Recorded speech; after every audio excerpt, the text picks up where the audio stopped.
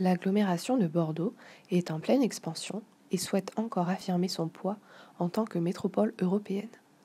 Aujourd'hui 39e ville d'Europe, Bordeaux Métropole souhaite s'élever au 20e rang du classement d'ici quelques années.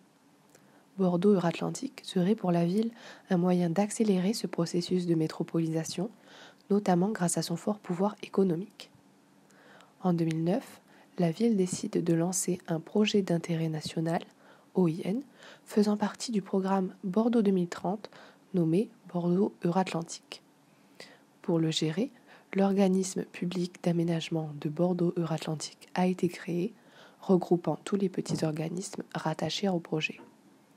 L'opération a pour but premier de réaménager la zone de la gare Saint-Jean, moteur du projet, et d'en faire un véritable quartier d'affaires d'ici 2030. Il s'agit alors de développer et recréer une surface de 738 hectares partagée entre Floirac, rive droite, Bordeaux et Bègles, rive gauche. C'est ainsi l'un des plus vastes programmes d'aménagement citadin développés en France. Les acteurs au cœur de cet aménagement sont l'État, la région de la Nouvelle-Aquitaine, le département de la Gironde et de Bordeaux Métropole, et les maires de Floirac, Bordeaux et Bègles.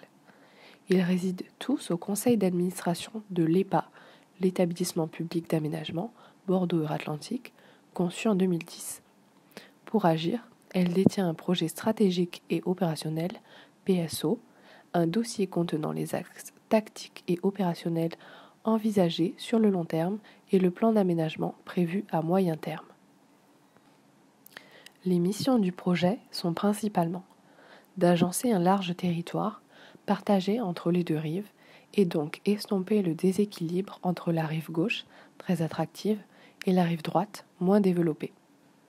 De multiplier la population du territoire de Bordeaux Métropole, notamment grâce à de nouvelles infrastructures, de nouveaux quartiers mixtes et conviviaux, avec des nouvelles constructions harmonieuses, comme le quartier Saint-Jean-Meltier, et des logements de qualité, comme le quartier de l'Art, censés attirer les populations.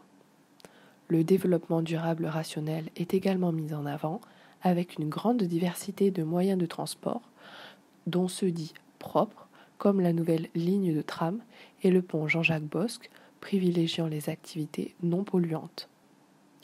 Le paysage et le potentiel de la nature bordelaise font aussi partie du projet, avec de nouveaux espaces verts publics. 50 hectares d'espaces verts seront aménagés, comme le parc aux Angéliques. Enfin, la culture, avec des espaces tels que la Méca et l'accroissement du développement économique de la ville, sont au centre des préoccupations, avec de nouveaux quartiers et de nouveaux centres d'affaires, comme celui de Paludat ou celui d'Armagnac.